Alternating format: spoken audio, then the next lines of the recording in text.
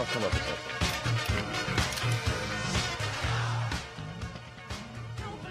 We're back on the Morning Brew with Friends. This has been like a really fun entrepreneurial show today with Carlos and his new gig, and Gary and Mark Fidel from Risk Sense on this morning. And then we got Patrick Baldonado here, and you were the Vice President for Marketing and Business Development at Bank of New Mexico. I am. Along with Carolyn Flynn, old friend of mine, yes, former office right? mate of mine, and UNM Media Entrepreneurship Professor. Yes, I love that. Right. And you kind of came to this entrepreneurship thing in a different way, because I've known you as a newspaper person for years and years and years. And then you kind of, on your own time, figured out this way to pack in a master's degree while being a full-time mom, while being a full-time employee, while doing all this stuff. You snuck in a master's degree. I snuck it in. You just snuck it in there somehow. Yeah, just under the radar. And then next thing I know, you're at UNM teaching media entrepreneurship. And I don't know what that really means. I mean, there's a lot of things. We're in media here in the UPublic world. What does media entrepreneurship mean from like an academic perspective? It means starting it up. Okay. So all my career, I was really an entrepreneur, and I think people really have to be entrepreneurs throughout their careers if you're working for somebody else. You know, always innovating. Right. But I kind of came to the point where I was teaching journalism students, and I was realizing like a lot of them are going to have to start their own companies. Right. They may be great at writing, but they're going to have to learn the other skills because of the way the media world is changing, right? Right. Yeah. So I was in Austin recently at this big mega conference with all these newspaper executives, and one of the startups was sponsoring this reception, and I walk in and I ask the guy, like, how did you get your idea for your company? Right. You know, what was the big aha moment? Right. And, you know, he looks at me and he's like, he looks like he just got his driver's license like last week, and then started this and company. You're like, I've got a daughter who's single. Yeah, like, you're kind of cute. Like, maybe. But I say, what was your aha moment? And he says, it wasn't an aha moment. It was an oh no moment. Oh. I'm not going to have a job unless I create a company and I start my own company. I think a lot of journalism students are facing that these days, right? Yeah. What was his startup? It's called Own Local. It's a digital ad agency. Ah, very Yeah, cool. super cool. Right. And so you took that and said, where are the oh no moments in Albuquerque? Who's having these oh no moments, and how do I make it happen? Yeah. Yeah. That's very cool. So Patrick is here with you. Yes. And because you were a banker, does that mean you have money to lend all these startups? Oh, well, that's absolutely. Entrepreneurship is where it's at. I mean, building business, building a community, you've got to do that together. So Right. we can't do that unless we're lending, right? Right, no doubt. Well, that's how banks make money. Absolutely. Right? Is it hard for a startup to get capital for this kind of stuff, though? I mean, it's all new frontier businesses. Sure. It's people who are probably, very, very young, who've never been in the business world before. How do you help people get over those initial hurdles to get the credit, to get the business loan they need? Sure, there's different things that you can do, and there's so many different community organizations that we partner with, whether it's Axion, Community Development Loan Fund, Enchantment Land Certified Development Corporation. There's a lot of good things that are out there that help entrepreneurs get started. Right. So if we can't find a way, we actually sit around a table as a community bank and try to find a way to get it done.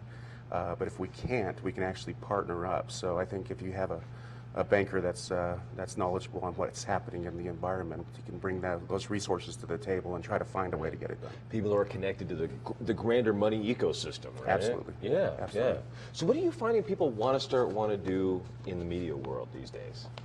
Well, it was really interesting to teach the media entrepreneurship class. Yes. Because what they really want to do is solve problems that people are having. Right. And I think that's where entrepreneurship begins. You've been talking to Gary, haven't you? I've been, oh my God. That's his I quote big him thing. all the time. He's a quote machine, and so, yeah. Right. Yeah. And it is in the modern world. It's not about saying what do people want. It's what problem is there and how do I solve it, right? Exactly. And is that something from a banker's perspective? If you see somebody solving a solid problem, is that better than just I got an interesting idea? Oh, that makes a huge difference. I mean, because we got to believe in it. We're investing in it as well, so it's a partnership. Right. So we got to see that grander vision. If it's clear and they know exactly what they're doing, that does make a huge difference. Right. Absolutely. Well, I know that women are now a larger part of this entrepreneurial force too. And how does that? What's different about that from the traditional entrepreneurial force that we had? But that is the fastest growing segment of entrepreneurship in this country right now is women over 55. Oh, really? Yeah. That's Yeah. an interesting. What are they starting? What are they doing? Well, you know, they kind of specialize in that lean startup model. Mm-hmm. And again, that's kind of where we're coming from on the Dreams on Fire workshop. We really Right. want to hit those emerging entrepreneurs or those people who really are at the idea stage and they want to solve a problem. Right. But that lean startup mentality is very much a part of it. And we want to kind of get people to where they, from the very beginning, they have kind of a financial plan so they don't make those costly financial mistakes as they're taking on risk.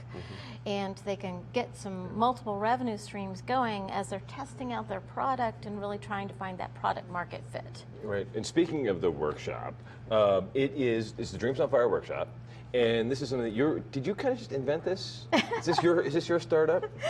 Yeah, kind of is. Because here's Yeah. the preview is May 25th. That's right. At Fat Pipe. But there are more, here we go. We're cycling through all of them here. Yeah. And there's a bunch of Fantastic. workshops. And are they targeted at these women entrepreneurs, or can anybody go? Is it just somebody who wants to be in this business, should be in this world? Yeah, I think we're not specifically targeting women entrepreneurs. We're really targeting people who've probably had their idea for a while and kind of been testing it, but they just don't know how to begin. Right. Or they've already started to find their market and they just want to get a much more solid vision Right. about how to go forward. Right. And is this any, I mean, we have the high-tech folks on like Mark Fidel this morning. Is this those kinds of jobs?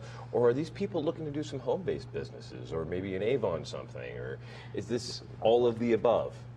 I think it's all of the above. I mean, I think it's solopreneurs, but I think it's probably, we're really encouraging people to think about collaborations. And Gary Opedal is very big on creating those collisions that occur when different people from different segments of the economy meet. That's why we wanted to have it at Fat Pipe. Right. That's why we wanted to have it at Epicenter, because Right. that's where these conversations are happening right now. Right, right. And a lot of these companies, they all think they need venture capital. They need to go on the Shark Tanks of the world, right? You need to go and dive in.